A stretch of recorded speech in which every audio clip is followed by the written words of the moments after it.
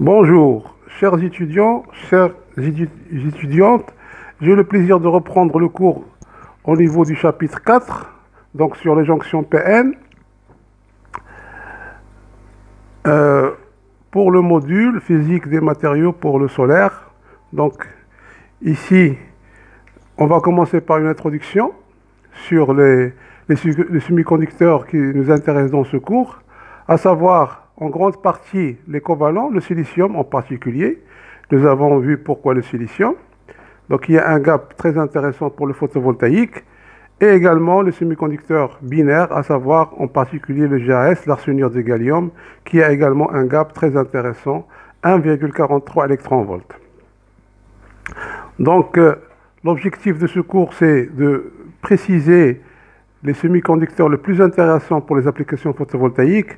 Donc, pour ne pas oublier, je vous rappelle que Albert Einstein avait obtenu son prix Nobel sur l'effet photoélectrique et non pas le mouvement brownien.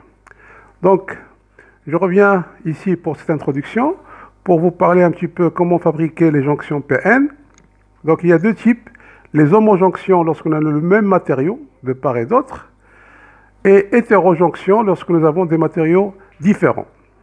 Donc, avec des dopages différents, par exemple, quand on a une homojonction de silicium, il faut avoir deux dopages différents, silicium de type N, silicium de type P.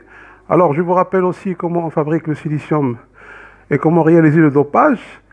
Donc, si j'ai ici la colonne 4, on remplace quelques atomes de silicium par des atomes de la colonne 3. Ça, c'est le silicium de type P, d'accord? Silicium, quelques atomes de silicium, on le remplace par exemple par du bore, et il y a un excès de porteurs de charge de type trou. Par contre, si on remplace quelques atomes de silicium, par exemple, par le phosphore, c'est un élément de la colonne 5, il y a un électron en excès qui va être donné au semi-conducteur, et on parle de semi-conducteur de type N. Une autre condition pour avoir une structure homojonction de bonne qualité, on doit avoir de l'épitaxie, c'est-à-dire une croissance cristalline de bonne qualité. Et une condition première, c'est d'avoir le même paramètre cristallin. Donc voilà, l'objectif ici, c'est de parler un petit peu comment fixer la barrière de potentiel. Les porteurs de charge, par exemple, qui sont dans ce semi-conducteur-là, B, ils ne peuvent pas passer librement vers le semi-conducteur A parce qu'il y a une barrière de potentiel et nous allons essayer de discuter comment fixer cette barrière en fonction des paramètres du matériau. Donc par exemple ici, il y a un confinement suivant l'axe de croissance, l'axe Z. Par contre, les porteurs de charge, ils sont libres dans le matériau B. On parle de structure super réseau. Donc ça, c'est des matériaux qu'on sait fabriquer aujourd'hui dans les laboratoires, qu'on appelle les multiples puits quantiques ou bien les cellules solaires à base de puits quantiques. Donc, qu'est-ce que c'est qu'une jonction PN? Donc, une homojonction, c'est le même matériau de part et d'autre, avec deux dopages différents. Donc, il faut maîtriser la technologie pour faire le dopage. Ce n'est pas toujours le cas. Ici, nous avons un semi-conducteur de type P. Donc, les porteurs majoritaires, c'est les trous. Donc, on suppose que toutes les impuretés sont ionisées. Donc, on les confond avec la concentration en impureté Na. Et NP est donné par la loi d'action de masse NI au carré sur NA. De l'autre côté, nous avons un semi-conducteur de type N. Ici, les porteurs majoritaires, c'est les électrons. La concentration est confondue avec la concentration des impuretés. On suppose que toutes les impuretés sont ionisées. Et les porteurs minoritaires sont donnés par NI au carré sur ND. Alors, pour modéliser, comme on vient de voir, cette barrière de potentiel, ici, par exemple, comment varie la concentration déjà ici? On parle par exemple d'une jonction abrupte. Ici, il passe de Na directement à Nd au niveau de la barrière, ou bien on peut prendre différents modèles de potentiel. Ici, métallurgique, c'est linéaire ou bien des courbes. Donc, qu'est-ce qui se passe lorsqu'on approche deux barreaux de matériaux avec des dopages différents au niveau d'une jonction dite métallurgique? Il y a deux phénomènes qui se manifestent de part et d'autre de l'interface. Une première partie, donc ici vous avez le porteur majoritaire, c'est les électrons, ici c'est les trous. Donc lorsqu'on va les rapprocher ici, il y a une première partie de diffusion des majoritaires. Donc les électrons vont diffuser ici parce qu'il y a une concentration très importante ici. Les trous également vont diffuser dans ce sens. Arrivé au niveau de l'interface, il va y avoir des recombinaisons. Donc, à la fin de ce processus, cette phase de transition, on aura à la sortie ici une zone de charge espace où il y a uniquement des ions qui sont fixes et les porteurs de charge, ils vont se recombiner. Donc ici, cette zone de charge espace, c'est ce qu'on appelle aussi une zone désertée, ça veut dire qu'il n'y a pas de porteur de charge, ou zone de déplétion. Donc en dehors de cette zone de charge espace, nous avons toujours ces relations qui sont préservées. Alors qu'est-ce qui se passe au niveau de cette zone de charge espace qui va créer une barrière de potentiel qui va empêcher la suite de la diffusion des porteurs? Donc vous avez ici le modèle d'une jonction PN en équilibre, non polarisée, ça veut dire qu'on ne va pas appliquer de tension extérieure. Donc ici, vous avez d'un côté la bande de conduction, la bande de valence séparée par le gap, le niveau de Fermi pour le semi-conducteur de type P qui est proche de la bande de valence. De l'autre côté, vous avez le semi-conducteur de type N, bande de conduction, bande de valence. Et ici, le niveau de Fermi il est proche de la bande de conduction. Là, ça, on l'a vu précédemment dans les chapitres précédents. Alors, quand les deux types de semi-conducteurs se mettent en contact et l'échantillon est à l'équilibre thermodynamique, les niveaux de Fermi vont s'aligner. Alors qu'est-ce qui va apparaître? Il va apparaître un déplacement des bandes d'énergie pour permettre cet alignement. Cela se traduit par l'apparition d'une barrière de potentiel. Donc la barrière de potentiel, on voit sur ce schéma, le diagramme, d'accord? Lorsqu'on va mettre le contact entre les deux semi-conducteurs, le QVB, c'est tout simplement ECP moins ECN, qu'on va essayer d'évaluer à partir des paramètres précédents. Donc vous avez, d'après le diagramme d'énergie, on voit très bien que la barrière de potentiel QVD, c'est ECP moins ECN. Or, d'après les formules que nous avons décrites dans le chapitre d'introduction, nous avons NP, c'est NI au carré sur NA. Donc, NA, c'est la concentration en accepteur.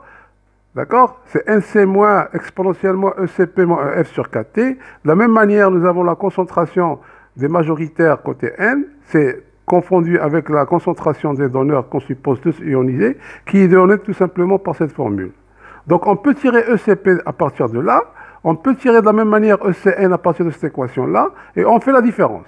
La différence entre ces deux équations, c'est le don directement QVD, et on voit très bien c'est égal à KT logarithme de NA1D sur NI au carré. Alors, on voit très bien que la barrière de potentiel, ou potentiel de diffusion, qu'on peut noter aussi QVD, VD c'est plutôt francophone, diffusion, D c'est diffusion, et QVB ça veut dire barrier. Barrier en anglais ça veut dire la barrière. Donc ici vous avez la barrière de potentiel, il dépend du matériau, donc à travers le NI qui dépend du gap, qui est propre à chaque matériau. Il dépend également du dopage, des impuretés donneur-accepteur et de la température. NI également dépend directement de la température. Plus la température augmente, plus NI augmente, plus la barrière diminue. Donc, maintenant, voici la zone déserte qu'on modélise ici par des ions fixes qui ont une masse très grande et qui ne bougent pas. Il n'y a aucun porteur de charge à l'intérieur. Donc, on a ici la formation de cette zone de charge d'espace constitués de charges fixes, des atomes d'impureté ionisées. Ces charges, ils vont créer un champ électrique E qui va s'opposer à la poursuite du mouvement de diffusion des porteurs et un équilibre s'établit. Alors, si on prend l'origine des abscisses ici au niveau de la jonction métallurgique, ça reste un modèle, donc il vaut ce qu'il vaut. Donc ça, c'est un premier modèle pour avoir de la physique qui est derrière. Dans ce cas, la zone de déplétion va s'étaler de 0 à xn positif, donc on prend un sens positif de l'axe des X, et de 0 à moins xp côté P. Pour calculer le champ électrique, on applique l'équation de Poisson qu'on a vue précédemment, donc c'est le Laplacien à une dimension, dérivée seconde par rapport à X, égale à moins ρ sur epsilon. Epsilon, c'est la constante diélectrique du semi-conducteur, qu'on sait intégrer, parce que, comme on l'a vu précédemment, nous avons ici les densités qui sont fixes, et par conséquent, également les densités de charge aussi sont des constantes. Et les équations ici s'intègrent très facilement. Intégrale première, ça nous donne le champ électrique. Ici, qu'on intègre une nouvelle fois, on obtient tout simplement, ici, le champ est une équation linéaire, c'est une droite en fonction de x, et qui s'aligne au niveau de x égale à xn. Donc au niveau de la barrière ici X égale Xn, donc on a un champ électrique qui est nul.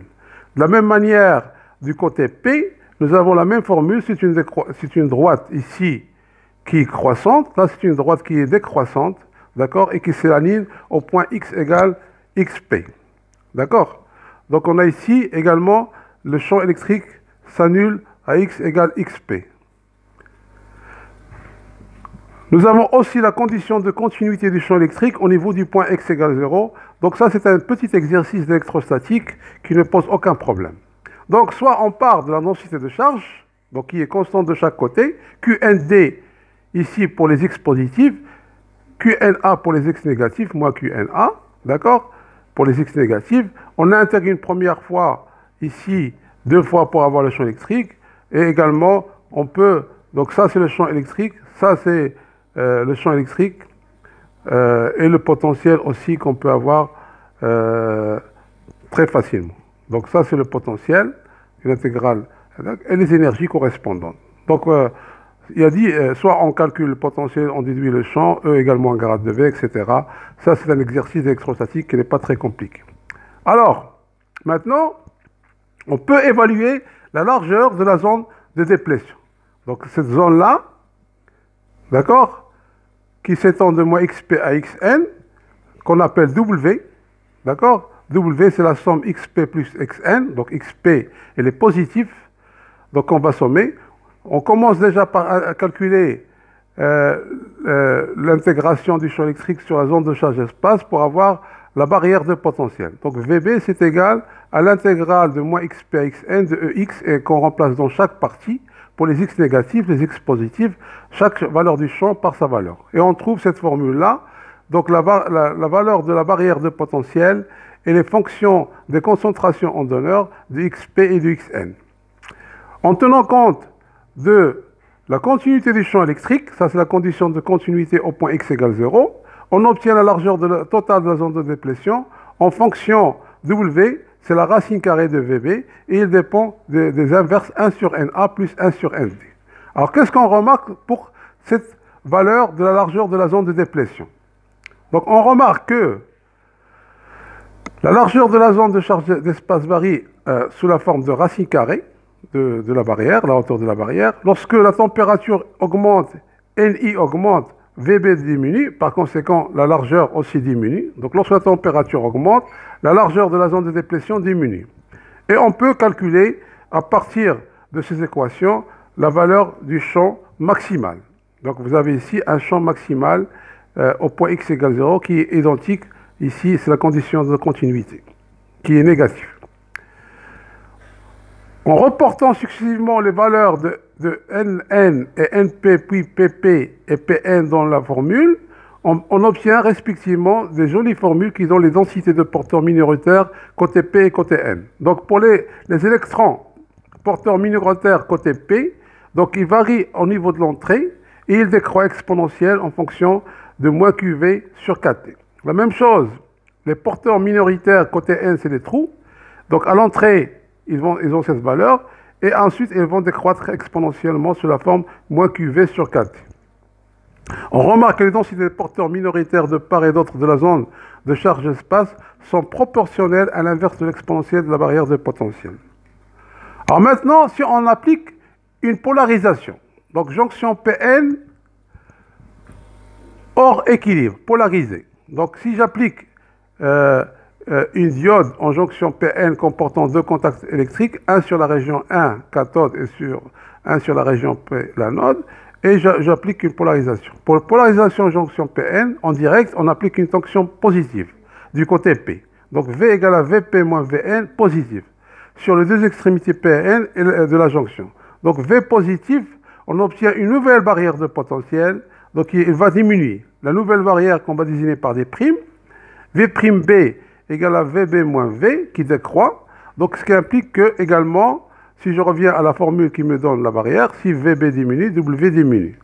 Donc la nouvelle largeur de la zone de déplétion, il va diminuer parce que W' diminue, donc V' va diminuer. La nouvelle épaisseur de la zone de déplétion se déduit très facilement en remplaçant VB par V'B et on obtient W', la nouvelle largeur de la zone de charge d'espace est égale à W, l'ancienne valeur, la racine carrée de 1 moins V sur VB.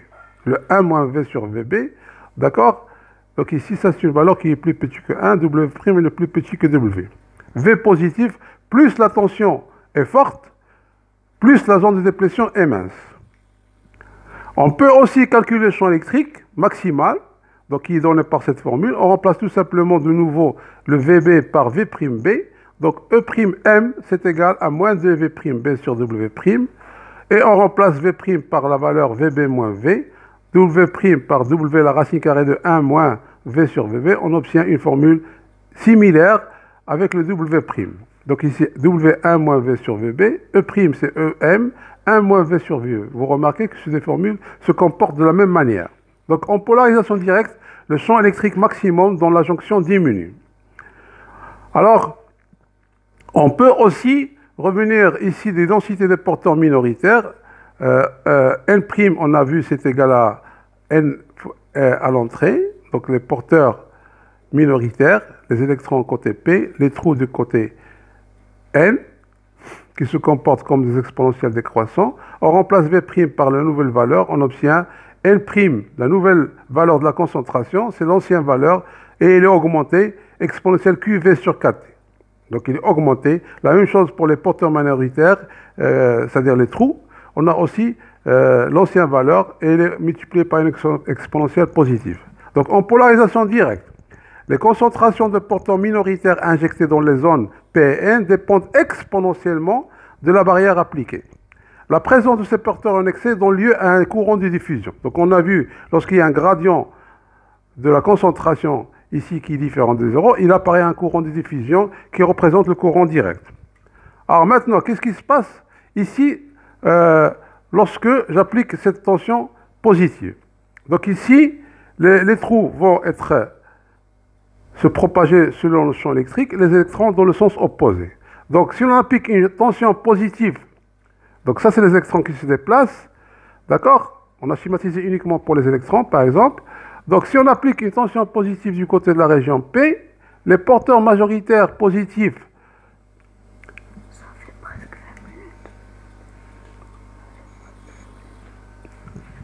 dans le même temps, les porteurs majoritaires négatifs du côté N sont attirés vers la jonction. Arrivés à la jonction, soit les porteurs se recombinent en émettant un photon éventuel visible, le LED. Donc rappelez-vous ce que je vous ai raconté précédemment. On peut s'intéresser également non seulement à produire de l'énergie propre, l'énergie solaire, mais on peut aussi réfléchir à l'éclairage pour utiliser des ampoules à basse consommation ou de LED. Soit ces porteurs continuent leur course au travers d'autres semi-conducteurs, c'est ce qui nous intéresse pour le photovoltaïque, jusqu'à atteindre l'électrode opposée. Le courant circule sur l'intensité varie en fonction de la tension. Le courant qui traverse la diode mesurable extérieure est un courant de porteurs majoritaire. Il est en effet la somme du courant d'électrons dans la zone N et les trous de la zone P. Venons remédier au déficit des porteurs consommés dans le phénomène de recombinaison des porteurs minoritaires injectés. Donc ça ne nous intéresse pas pour le photovoltaïque. Le cas où le potentiel il est inversé, donc il y a ici, les porteurs de charge vont être repoussés, c'est loin de la jonction, ils bloquent ainsi le passage, la barrière va augmenter et le courant traversant la diode est extrêmement faible. Donc l'effet du champ électrique est négligeable hors de la zone de transition, le courant de conduction sont par conséquent négligeables, on ne calcule donc que le courant de diffusion. Donc c'est ce qui nous intéresse.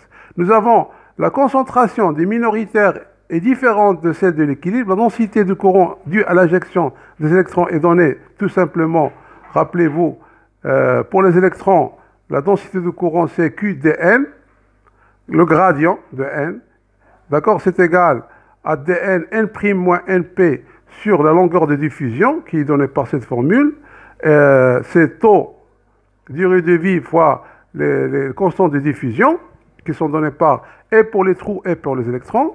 Donc si on remplace les N'P et Np par leurs valeurs qu'on a vues précédemment, d'accord, on obtient ici, on peut mettre en facteur le Np et on obtient ici l'exponentielle QV sur Kt moins 1 pour les électrons et la même formule similaire pour les trous. Ce qui change, ce sont les constantes devant les exponentielles. Donc le comportement en fonction de la tension est donné par exponentielle QV sur Kt moins 1.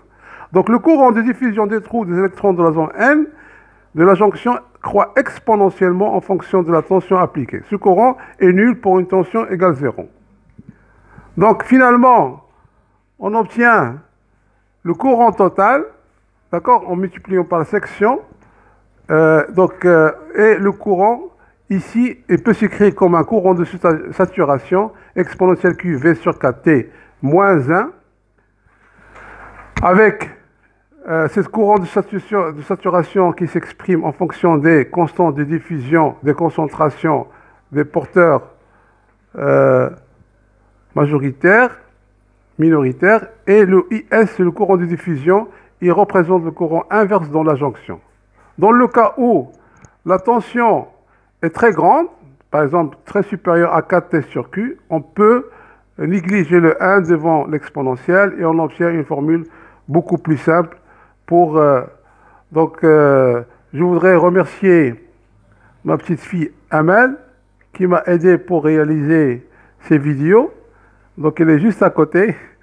Et je vous remercie. Donc la fois prochaine, on va essayer de voir les nouveaux mécanismes lorsqu'on applique l'effet de la lumière. Voilà, je vous remercie et je vous souhaite beaucoup de succès pendant cette période de confinement. Donc restez chez vous, travaillez, vous avez accès à beaucoup de documentation des bibliothèques numériques et je vais essayer de vous communiquer ces informations la fois prochaine. Donc je vous remercie et bon courage.